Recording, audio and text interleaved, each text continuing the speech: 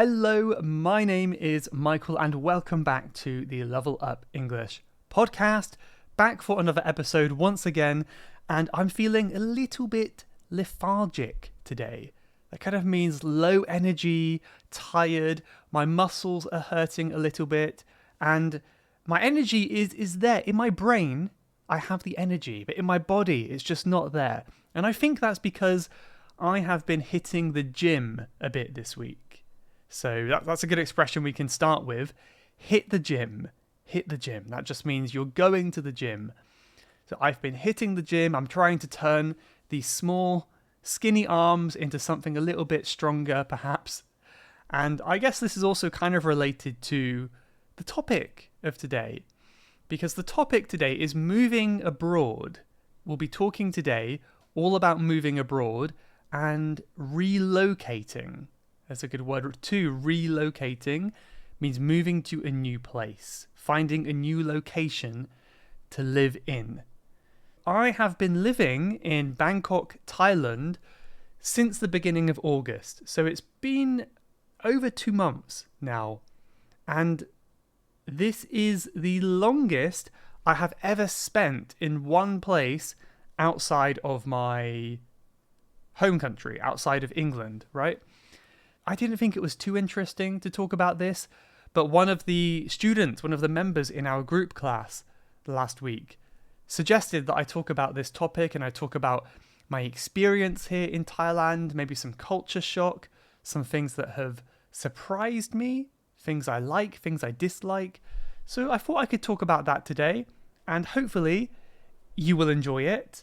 And even if you don't, we're going to learn something new anyway. So we'll be learning some new phrases in today's episode. So in this episode, I will be talking about some big differences that I have seen between the UK and Thailand. I'll be sharing the good and the bad.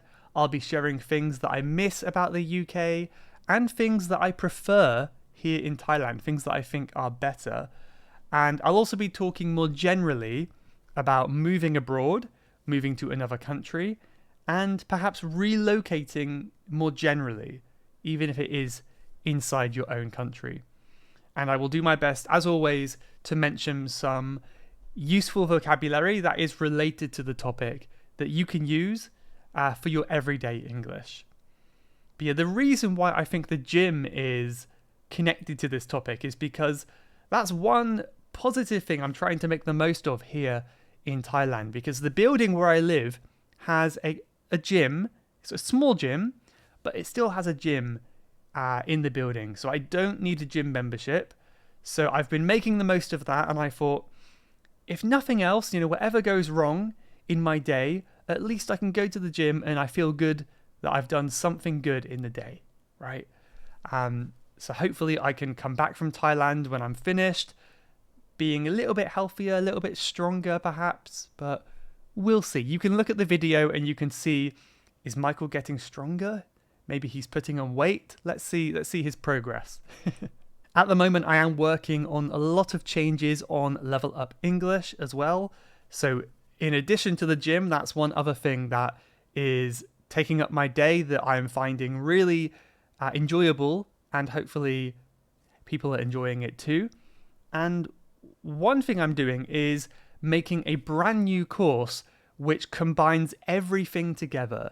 So I'm making lessons starting from easy and getting harder. And the idea is that you can just join, become a member, and you can start from lesson 1 and level up your English in a really simple way. Like lesson 1, 2, 3, 4. Because at the moment when you join, there's a lot of lessons there and it might be a little bit overwhelming. So my plan is to make it more understandable and easier to use. We have a few lessons there already. So hopefully that's going to be useful for you. I'm not going to delete any of the old lessons. They will still be there, but I'm working really hard on adding new content and trying to make the quality very good as well. So don't forget to check that out at the membership if you want to. As always, we also have group classes, which are becoming more and more popular now. We've got Friday group classes, Saturday group classes, and very soon, I am planning to add one more class in the week. I'm going to be slowly adding more classes in the future. So if you want to be part of that and join the classes while they're still fairly new, then you can sign up again. And there's also the private podcast as well. So after this episode today on Wednesday, I'll be talking this Friday about the biggest mistakes I've made since coming to Thailand. I've got a list of mistakes. Some of them are annoying, some of them are embarrassing. I will be talking all about my mistakes on the private episode. So if any of that sounds interesting for you, then you can become a member at levelupenglish.school, and there's a members button at the top of the page. I'm always happy to make sure the membership is the right fit for you. So if you're not sure, you're thinking about it, or you have any questions, just send me an email and let me know. I also have a contact button on the website. Okay, so first of all today, I want to talk about making the decision to relocate or to move to another place. And I think this applies to any big life decision that you make. Very often in life, we are faced with a decision. If you're faced with a decision, that kind of means the decision comes to you, right? You don't find the decision finds you, right? So very often we're faced with a big decision, and it's often, should we do something new or should we keep things the same? That's often the choice that we're given. Sometimes you can also seek these choices out. Maybe your life is quite normal and you're looking to find a change in your life. Sometimes the chance to move to another country, for example, just comes out of nowhere. And sometimes with other people, the chance to move will be planned and you'll have thought about it for a long time and lots of planning goes into it. I am a big advocate of jumping at opportunities to make big changes in your life. If you're an advocate of something, that means you are a supporter, you really believe in something, an advocate, right? And then if you jump at an opportunity, that means when you have some new chance to do something, you do it instantly with enthusiasm and excitement. So if you have a chance to move abroad, maybe you should jump at that and take it right away. That's kind of my belief, because I think we more often regret what we don't do rather than what we do, right? So we regret the things we do not do compared to the things we do. That's a strange sentence, but I hope that makes sense. For example, on Sunday, I've got the routine here in Bangkok to go skateboarding, to go longboarding. And the place I go to is quite far away. It takes like an hour to get there. And honestly, on a Sunday night, traveling 1 hour away from home is not exactly what I want to be doing. So it's not an easy decision to make. However, when I get there, I always enjoy it. And the choice I have to make is thinking about which decision I would regret not doing more. So if I'm at home and I'm thinking about going out, there's so much uncertainty. There's so much like, oh, what could happen? Maybe this could happen. It could be an adventure. I don't know what could happen. So you might really regret not doing that because you don't know what it's going to be like. It might be a really, really amazing experience. If you do go out and you do take that chance to do something a bit scary, I think it's much less common you regret not doing the thing you always do. All right, because it's predictable. I know what it's like to sit at home. If I don't go out, then my evening will be very predictable. I will be sitting at home, I'll be playing some video game or something like that, and it's something that I can do any night, right? So yeah, all that is to say, basically, I think we more often regret the things that we don't do. And one last reminder that really helped me, and I think will help a lot of people, is most things we do, most changes we make are not irreversible. That means they can be changed back. When you have a really big decision to make in your life, you might be thinking, oh, this is forever, this is permanent. What will I do if it's a mistake? But what we often don't realize is a lot of these changes can be turned back again. let's say I came to Thailand and I really, really hated it. I don't think it would be too hard to just give up and go back home, go back to the UK. I don't think it would be too difficult, right? I might feel a little bit guilty, a bit of shame, but I don't think it would be a big problem. So we can almost always go back to where we were before. If you can do that, then maybe consider trying that thing that you've been thinking about. So next today, I want to talk about some culture shock that I've experienced in Thailand. Culture shock is when you go to a new place and you're kind of surprised at how different things are in the culture and the way of life. And there hasn't exactly been a moment of like true, real shock.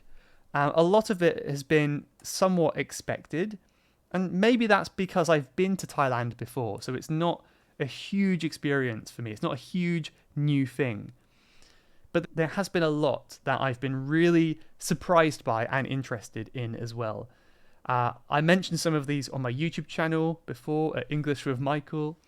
One of them is the wildlife, just the animals that are different here. The biggest one will be the monitor lizards, the water monitors. They're like huge, they look like dragons. Honestly, they're huge dinosaurs that just walk around the parks in Bangkok. Very scary, but they seem quite, relaxed. They're quite slow. So I guess it's not a big danger to humans. But coming from a country where we do not have these kind of dangerous animals in the same way, that was a big shock. I've seen lots of rats here. That's very normal in London as well, so it's not a big deal. It's kind of cute, honestly. I kind of like rats. But yeah, lots of animals that I've never seen before. So it's almost like being on an alien planet. It's quite interesting. And I think a lot of it, I have a real fascination with just the idea of the animals in the country. So although I don't think there are too many dangerous animals in the cities, it's really crazy for me to think, like, in the country I'm living now, there are, huge snakes and tigers and probably other things like that. It's really kind of scary to think about that they're living out there somewhere right now. Maybe for some of you that's not an interesting thing, but coming from a small island where we don't have snakes really, we don't have tigers, it's quite strange to think about that. Hopefully I will never ever see them. I don't have a big interest in hiking here because of that. But speaking of hiking, another culture difference, it's not quite a culture shock, but a culture difference that I have noticed is people don't like walking here. There's a lot of things about walking and just people don't like it, first of all. So it's understandable because it is very hot here. If you walk for more than 10 minutes, you will be covered in sweat. You can say drenched in sweat. Drenched means really, really wet. So it's not exactly enjoyable. However, for me, as long as it's not the middle of the day, I still enjoy walking. I still enjoy going for a walk. But for example, from where I live, there is a market, which I would say is it's less than 5 minutes walk. You can walk there in 5 minutes. And I've seen quite a lot of people who get a taxi to go to the market. And it's like 1 minute maximum in the taxi. It's unbelievable that people will not walk 1 minute. And by the way, I'm not saying this is Thai people. They may be foreigners. I can't tell. I don't know.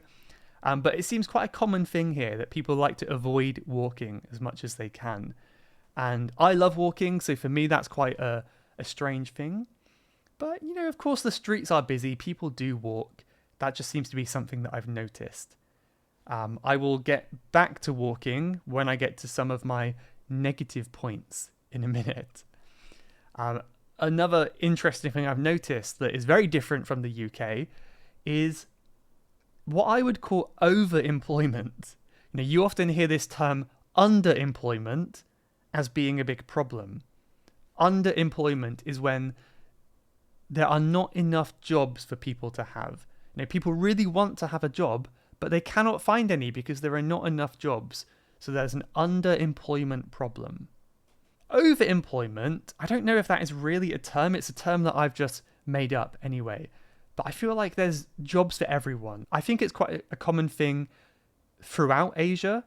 But yeah, especially here in Bangkok, I've seen so many jobs that are just really pointless, honestly. And I don't know if it's a good thing or a bad thing. On one hand, people can earn money. Like, it doesn't matter what skills you have, you can make money. That's a good thing. But on the other hand, some of these jobs are so boring, and I really feel bad for some of these people. So one example is people holding signs. You do get this in the UK, but it's not so common. I've seen people here holding like a sign on the side of the road, like an advert for some product or some shop, and they're just standing behind the sign, scrolling on their phone. And I kind of think, would it not be cheaper for the company just to put, attach the sign to the lamppost? Why do they have to have a person holding the sign? They're paying the person for the whole day of work. That's a bit surprising to me. I don't know. Another example is there's a dentist not far from me, and I went in there to ask a question about the services, and there's a person who waits by the door, and their job for the whole day is to open the door for any customers who come in. I think it's quite a high-end dentist, which means it's an expensive dentist, a high-end dentist. I just thought that must be such a boring job. Like, I guess sometimes she'll have to answer questions like, go this way for this room. If you want to see the dentist, go up to that room. But basically, her whole job was just to open the door, close the door. That seemed very dull, very boring. I hope she doesn't mind it too much. Also, so much security as well. Speaking of jobs, there are security guards everywhere. And again, on the plus side, this gives you a sense of safety. You feel nice about it. But on the downside, it's just like, why? Is it a downside? I don't know. Like, why do you need so many? The thing that I dislike, honestly, is all the security guards you get in the parks here. I don't know why there is so much security in parks. In the UK, say in London, for example, you will have like park rangers, I guess, park workers. I'm not sure what they're called, but of course you get gardeners, you get people who empty the bins, and you also have people who are employed, and they might kind of respond to calls. They might get a call about, I don't know, a dead seagull they have to come, remove. Mostly if you go to a park in the UK, you will not see any staff. You kind of feel quite relaxed. It feels like a natural area. But here in Bangkok, anyway, there is like a security guard every 50 meters in the park. And all of them are just on their phones. They're looking at TikTok. They're just sat there trying not to get too hot in the sun. And I kind of wonder, what do they do? Like, why do they need so many? I don't know. Maybe you have an answer you can tell me, but that's something that I found quite unusual. Again, I'm not judging it. It's just different for me. Actually, one thing that kind of reminds me of the UK in some way is this contrast between dirty places and clean places. That's really interesting. So I'll talk about Thailand first. My experience here is that some places are incredibly dirty. That's just my honest experience, that you go to like some river, it's filled with rubbish, water bottles. I've seen kind of dead rats and stuff like that. Some areas are very dirty. And then you might just walk 5 minutes and go to like a more central location, and it's very clean, it's very organized. As I said, security guards are always there. People are cleaning all the time. And there's a real strange contrast between very, very clean places and very dirty places. And interestingly, this reminds me of the UK. I think the UK is very similar. People might have an idea in their head that the UK is modern, rich country, clean place, but it's honestly really dirty. I've traveled quite a lot in Europe, and I feel like England is one of the dirtiest places I've been to. There's rubbish everywhere. Certain places can get very disgusting. So that's something that I see kind of a similarity there. One more thing I was shocked by, perhaps one last thing that I was surprised by, is the lack of English ability. Now, I don't want to be that foreigner who is complaining about the English, because I am trying to learn some Thai, and I always use Thai when possible. I try not to use English when I can. But it's just surprising. I didn't expect it, actually. I expected more people to speak English, but old people, young people, a lot of them cannot speak any English, which is quite surprising. And I think it's quite sad because, as you probably know, English is often a key to unlocking new opportunities, whether that's making friends, finding connections in other countries, career, you have more choices for your job and your career.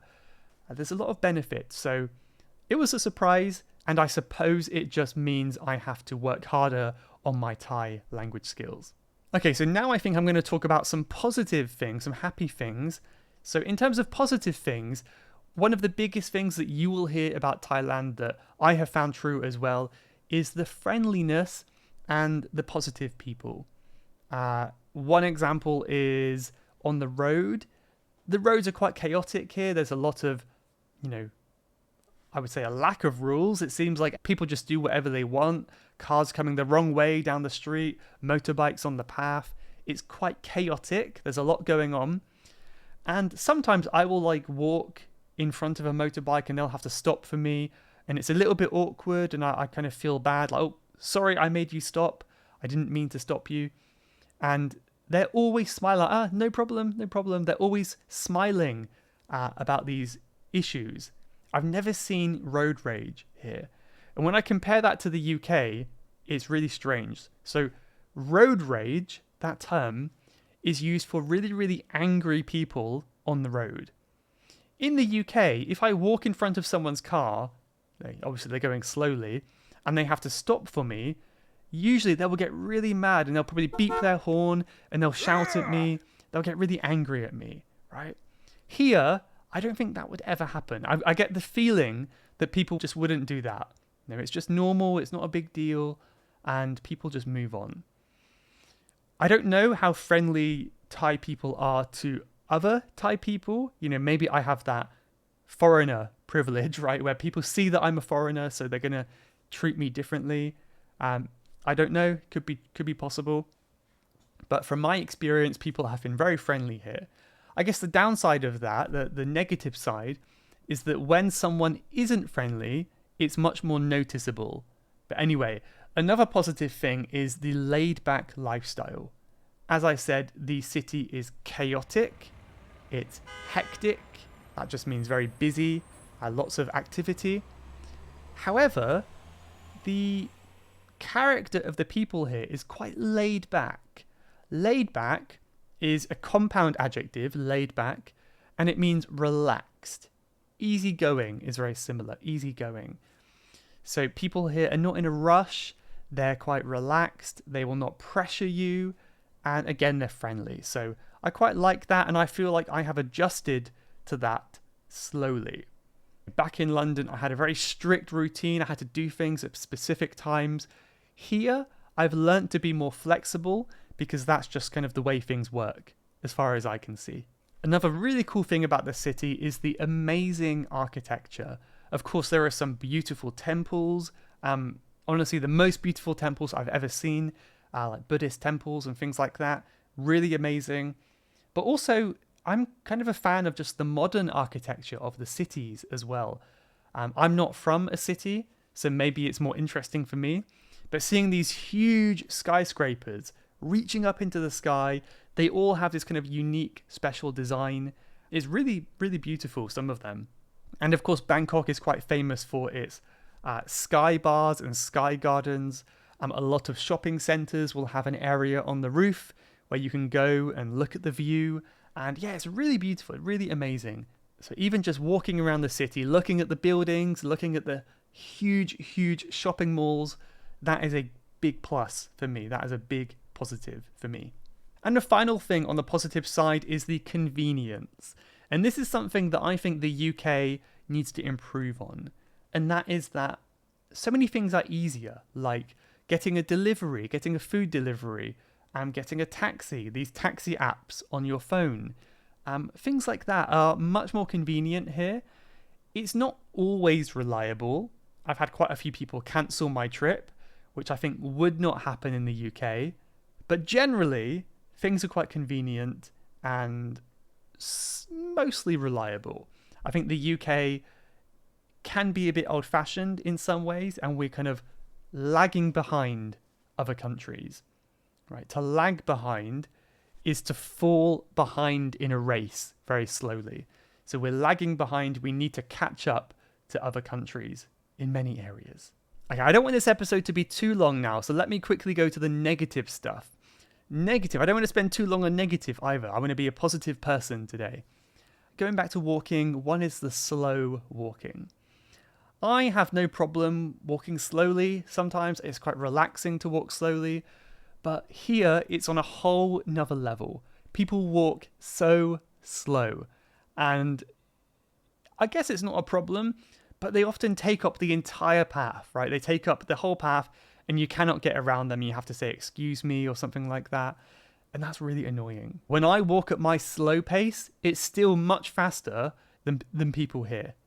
You know, I could try to walk slower. I can try to change my pace, my walking speed, but I just don't think I will ever get as slow as the people here. So that is one of the most annoying things, is people walking slowly and getting in your way, right? That's something that I'm trying to get used to, but it's a challenge. It's a challenge. Another kind of interesting thing, this is, I suppose, slightly annoying. I could say this is mildly infuriating. Infuriating means annoying, it's very similar, but mildly means a little bit. So a mildly infuriating thing is people here seem to have more anxiety about getting off the train. So let me just talk about London. If you go to London, for example, and you're on the tube, on the London Underground, people will often not stand up until the train has stopped. Right, so you've just arrived at your station, you're going to Paddington, the train gets to Paddington, then you stand up and then you can walk towards the door. People are very relaxed, people are not in a rush to get off the train. They know they have enough time to get off the train. However, here is a different story. People seem to be quite anxious, and when the stop is announced on the intercom, on the speaker, people stand up and they push their way to the front to get next to the door. And this is probably like 2 minutes, 1 or 2 minutes before the train arrives at the station. So, you may think that's not a big problem, but I find it quite annoying because usually I am getting off at the next stop and then someone pushes in front of me because they think they are the only one to get off at the stop. And I'm thinking, I'm getting off too. Why do you have to push? Let's just wait and we can all get off together. It's just one thing that is a little bit annoying, people pushing past me, and then, of course, walking slowly once they leave the train, so I have to overtake them again. That's one thing that I've noticed here, is people seem to be a little bit more anxious when it comes to getting off the train. I am going back to the UK at Christmas time this year, and one thing I'm most excited about is the countryside. I haven't been to many country places, to many rural places in Thailand yet, but I don't think it would compare to the UK. The UK, the countryside is safe, it's relatively beautiful, it has lots of places to explore, and you are allowed to walk most places. And of course the climate, that's the main thing, right? It's not hot, so it's really easy to walk around and explore the beautiful countryside. That's what I'm most excited about in the UK. Okay, so finally today I will share some tips on moving abroad. I want to talk about some things that I have learned, things that might help you, and I think some of these tips might give you ideas for other things in your life, not just moving abroad as well. So the big one for me is be willing to change your routine. If you want to kind of get used to a new place, you should be willing to change your current routine. If you're like me, you might get really used to having your same daily routine. You study English at this time, you go for a walk at this time, you go to the gym at this time, all that kind of stuff. That's how I live my life anyway. And when I first came here, I tried to keep that same routine going, but it didn't make sense. And I think the biggest reason is because in the UK, I would always go for a walk after lunch, about 1 o'clock, 2 o'clock, go for a walk. if you live in Bangkok, it's not a good idea. That is the hottest time of the day. It's incredibly hot, incredibly uncomfortable, and yeah, it's not a good idea to go for a walk at 1 p.m. So I've kind of had to change that routine a little bit, and that's made the transition much easier. So think about how that could work for you. If you're going to a new place, you might have to be flexible with your routine and your habits as well. But speaking of routine, I also think it's really, really nice and helpful to find a regular routine in your new place. I think this can make all the difference when finding a place to kind of feel like home. So one example is just finding a gym to go to. I've been going to a bouldering gym, a climbing gym here, and it's become a weekly part of my routine.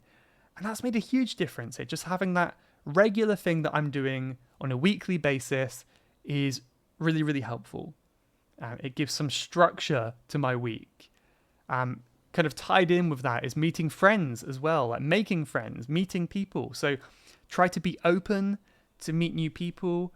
There are meetup groups you can join online as well, which I have done. And just having, once or twice a week at least, where you can chat to someone, maybe meet someone new, makes a really, really big difference in your mood and how you feel about a place. So the people, the connections, it's always the most important thing.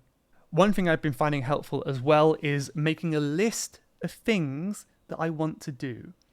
So before I made this list, there were times where I felt a little bit empty. Like, maybe I had some free time and I thought, okay, now let's explore the city. And I would just open up the city map and I'd think, where should I go? I don't know anything about this city. I don't know where I should go. What should I do? What I was doing is just picking a random place and exploring. And it just felt a little bit aimless. If you're aimless, you don't have a goal. It felt aimless. So what I did now is I'm slowly building a list of places I want to go, things I want to see, areas I want to explore. And hopefully the list will keep growing. But also, whenever I want to explore, I can pick something off my list that seems interesting and just go there. And it gives me much more of kind of an aim, a goal of the day. And it's quite fun to do that, actually. As I said just now, be really open, talk to people, try not to have that kind of attitude that everyone is judging you, everyone's against you.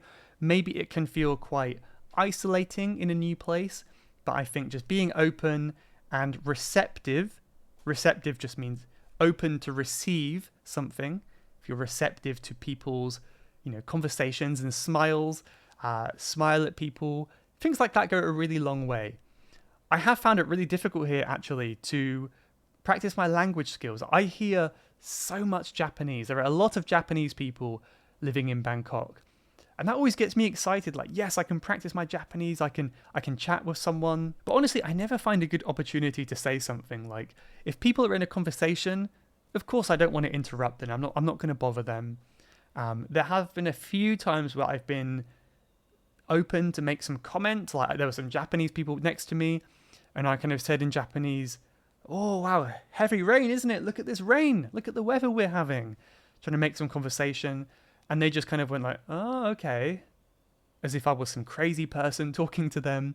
So maybe they were not the right people to talk to. But yeah, I think that's something I've got to get a little bit better at, and just being open and talking to people, and not worrying too much if they respond negatively. Not everyone wants to talk, but if I can just say something like, "Oh, hi," or something like that, I think it goes a long way. I guess the final thing I will say is some realization I had in my early 20s, which I think is really, really useful, because a lot of us have this feeling that the grass is greener on the other side. You might know this kind of idiom, this saying. That's kind of the idea that another place is always better than where you are now. The grass is always greener on the other side. And I think this way all the time. If I'm in England, I think, "Oh, I wish I could be in this country." And if I'm in this country, I think, "Oh, I wish I could be in another country, somewhere else." You're never satisfied. So one point to keep in mind is that you cannot escape negative feelings by moving to a new place. let's say you have some depression, anxiety, you're feeling some kind of negative emotion, you might be thinking, if I move to a new place, I'm going to feel better. Unfortunately, if you move, your feelings come with you. Your brain comes with you. You cannot escape these things. If you have problems like that, it's really important to work on them wherever you are. I think that's important. However, somewhat conversely, I do think a new environment can encourage more positive feelings. I imagine it's much easier to be kind of happy and positive in, sunny Switzerland compared to, a rainy, poor town in England somewhere. I'm gonna say England so I don't pick on other countries. Certain places can help you feel better than other places for sure. So if you're feeling stuck in your life, making a change and moving can help, but it will not fix all of your mental problems. I think that's important to realize. But anyway, this has been a super long episode. I don't know how it got so long. Maybe I've just been talking slower than normal. I don't know why, because I'm tired, low energy, who knows. But as I said, if you want to hear more of my ramblings on this, I'll be talking about my biggest mistakes here on Friday's private episode. For now, let's say thank you to Parisa90. They left a review on Apple Podcasts and they said, I really enjoy listening to all your podcasts since they're really informative and helpful. It is a great opportunity to enhance our knowledge and be more fluent in English. I took my IELTS exam a couple of months ago in Tehran and I got 7.5. In that time, listening to your podcast was a real privilege for me and I got the most of it. Thanks, Michael, for this amazing job. That is amazing. 7.5 is a really, really amazing score on IELTS. So well done. Congratulations. And I'm glad you find the podcast helpful. We also have one from Farnoosh who says, honestly, I'm writing to show my gratitude for all efforts you put into this podcast. I enjoy each episode and learn a lot. Thanks and many thanks for helping me and many others to improve their English. Well, thank you very much. I really appreciate that. If you want to show your gratitude, leaving a review is such a nice thing to do, and it really does help the podcast reach more people as well. So thank you. One last one from Dodi Jojo or Sandra. Hello, I am Sandra. I'm an avid listener of your podcast, and today I decided to step into the review section to tell you that when I think there's nothing else left that could be useful and posted to YouTube, then a new episode of yours comes out. Thank you, Michael. You are the best teacher. That is so nice. Thank you. I guess you're from Saudi Arabia, it looks like. So thank you so much. I hope you feel the same about this episode. This episode has been a bit more casual, rambly perhaps, but I hope you didn't hate it anyway. Let's just finish up this episode with a quote from Randy Commissar, who says, and then there is the most dangerous risk of all. The risk of spending your life not doing what you want on the bet that you can buy yourself the freedom to do it later. That is really impactful. I chose this quote today because I think it's a really powerful quote. If there's something in your life that you're thinking about, like a big change you want to make, read this quote, think about what it means, and it might inspire you to make that big change. Or at least work towards that big change. Anyway, I'll leave it there for now. Thank you so much for listening. If you made it to the end, really appreciate you. You're the true fan. And I'll see you in the next one. Goodbye, everyone. You have been listening to the Level Up English podcast. If you would like to leave a question to be answered on a future episode, then please go to levelupenglish.school/podcast. That's levelupenglish.school/podcast. And I'll answer your question on a future episode. Thanks for listening.